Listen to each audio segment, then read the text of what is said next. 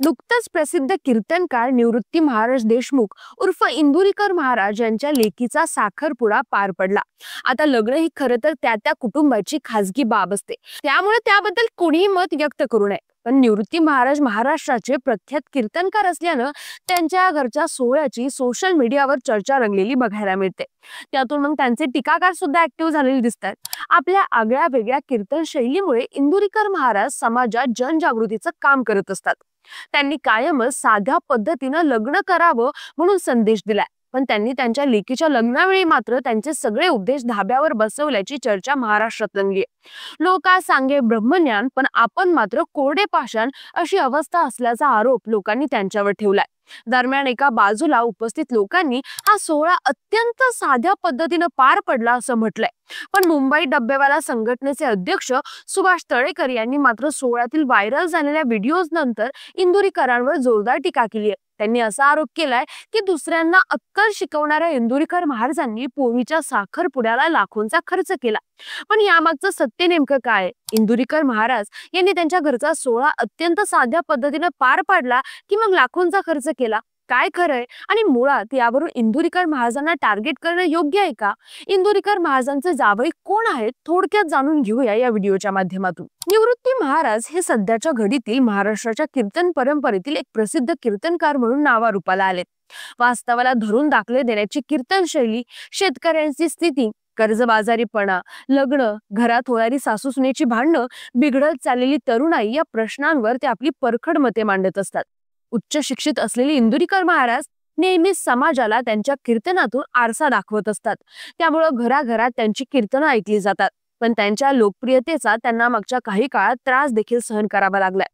त्यांच्या कीर्तनातले संदेश बाजूला सारून लोकांनी फक्त त्यांच्या विनोद लक्षात ठेवण्यास सुरुवात केली आहे। त्यांच्या कीर्तनाची अशी परवड होईल असा स्वप्न सुद्धा त्यांनी विचार केला नसेल। कीर्तनासोबतच निवृत्ती महाराज हे गरीब मुला मुलींसाठी माफक दरात चालवत असलेल्या शाळेमुळे सुद्धा ओळखले जातात।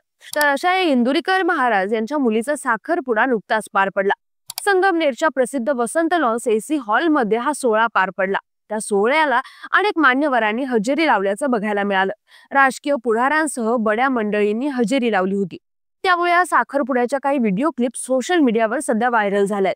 बाळासाहेब थोरात हे देखील त्या सोहळ्याला उपस्थित होते। त्यावेळी इंदुरीकरांच्या कन्येने सनरूफ असलेल्या कारमधून बाहेर येत लॉन्समध्ये एंट्री केली।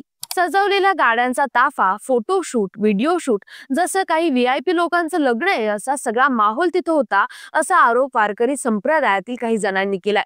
जर ते स्थानिक लोक त्या सोहळ्याला उपस्थित होते, त्यांच्या म्हणण्यानुसार साध्या पद्धतीने हा सोहळा पार पडला। ना कुणाला शाळ श्रीफल देण्यात आलं, ना कुणाला तामझाम करण्यात आला। साखरपुड्यात सत्कार, हारतुरे, शाल न स्वीकारता झटपट आणि अत्यंत साधेपणानं कार्यक्रम पार पडला। आता एका बाजूला उपस्थित लोकांचं असं म्हणणं असताना दुसऱ्या बाजूला डब्बेवाला संघटनेच्या अध्यक्षांनी मात्र इंदुरीकर महाराजांवर यावरून जोरदार टीका केली आहे। मुंबई डब्बावाला संघटनेचे अध्यक्ष सुभाष तळेकर यांनी असे आरोप केलेत की दुसऱ्यांना अक्कल शिकवणाऱ्या इंदुरीकर महाराजांनी पोरीच्या साखरपुड्याला लाखोंचा खर्च केला। बोले तैसा झाले त्याची वंदावी पावले या उक्तीप्रमाणे जर निवृत्ती महाराज इंदुरीकर वागले असते तर त्यांनी मुलीचा अतिशय साध्या पद्धतीनं साखरपुडा करून समाजापुढे आदर्श निर्माण केला असता। समाजाला कीर्तनातून उपदेश करताना आपण एक बोलता, परंतु त्याचा जीवनात अवलंब करत नाही, याचा खेद वारकरी संप्रदायाला आहे। निवृत्ती महाराज त्यांच्या उपदेशाप्रमाणे वागले असते तर संप्रदायाला नक्कीच अभिमान वाटला असता। त्यांनी हा कार्यक्रम साधेपणाने का केला नाही असा प्रश्न मुंबई डबावाला संघटनेचे अध्यक्ष सुभाष तळेकर यांनी उपस्थित केलाय। दरम्यान सोशल मीडियावर लोक व्यक्त होताना असा दावा करतात की जे निवृत्ती महाराज स्वतः त्यांच्या कीर्तनातून सध्याच्या काळात केल्या जाणाऱ्या मोठ्या धामधुमीच्या लग्नांवर भाष्य करतात, त्यांनी असं थाटात साखरपुडा करणं कितपत योग्य आहे?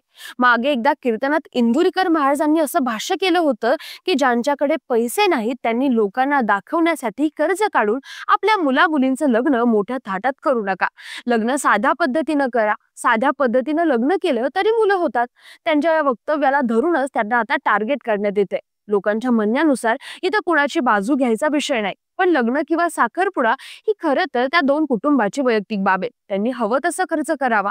पण जेव्हा आपण पब्लिकली काही गोष्टी सांगतो आणि स्वतः त्या फॉलो करत नाही, तेव्हा लोक तुमच्यावर टीका करतातच.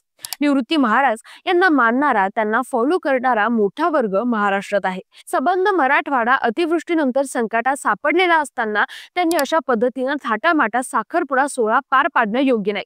दरम्यान इंदुरीकर महाराजांचा जावई नेमका का आहे कोण, असा प्रश्न तुम्हाला पडलाच असेल, तर त्याबद्दल सुद्धा जाणून घेऊया. इंदुरीकर महाराज यांची मुलगी ज्ञानेश्वरी देशमुख यांच्या होणाऱ्या नवऱ्याचं नाव आहे साहिल चिलाप. साहिल चिलाप हे बांधकाम व्यावसायिक असल्याची माहिती समोर येते. त्यांचा मुंबईमध्ये मोठा व्यवसाय आहे. समोर आलेल्या माहितीनुसार साहिल चिलाप हे पुणे जिल्ह्यातल्या जुन्नर मधील मूळचे रहिवासी आहे. ते उच्च शिक्षित असून गावाकडे त्यांची मोठी बागायती शेती देखील आहे. तर या सगळ्या प्रकरणावर इंदुरीकरांनी स्पष्टीकरण दिलंय. ते म्हणाले, आपल्या सोहळ्यावर अशा प्रकारची टीका होणार हे माहितीच होतं. 20 वर्ष लोकांनी नावं ठेवली, तेच सहन करत आलो. पण आता इथून पुढे विशिष्ट व्यक्तीचा सत्कार करायचा नाही, असा बदल करायचा ठरवलाय. करायचा तर सगळ्यांचा, नाही तर एकाचाही नाही.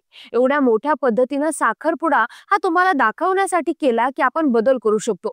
बदल करण्याची ताकद आपल्यामध्ये आहे.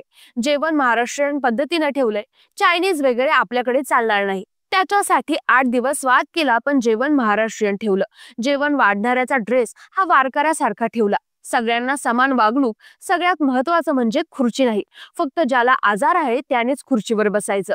वारकरी संप्रदायाने जगाला एकात्मता आणि संघटन कौशल्य शिकवलं. कुणाला कमी पाहिलं नाही, कुणाची स्तुती केली नाही, कुणाची निंदा केली नाही. मी शेतकऱ्याचा मुलगा आहे आणि लोकांच्या आशीर्वादाने इथपर्यंत पोहोचलोय, असं स्पष्टीकरण इंदुरीकर महाराजांनी दिलंय. ते पुढे म्हणाले, व्याही भेट हा कार्यक्रम देखील बंद करून टाकलाय. तुम्हाला नावं ठेवायची तर ठेवा, पण आपल्या माणसांसाठी ही काळाची गरज आहे. मित्रांनो, अलीकडच्या काळात काही भोंदू महाराजांच्या आतताईपणामुळे कीर्तन या क्षेत्राला धंदा म्हणून हिणवलं जाऊ लागलंय. अनेक कीर्तनकार आपली घरं भरण्यासाठी लाखो रुपयांच्या फी चार्ज करतात, असा ठपका ठेवण्यात येतोय. महाराष्ट्राच्या मातीत रुजवलेल्या वैष्णव धर्माची फरफट नक्कीच स्वागतार्ह नाही. अशा काळात इंदुरीकर महाराज यांच्याकडे समाज मोठ्या अपेक्षेने पाहत असतो.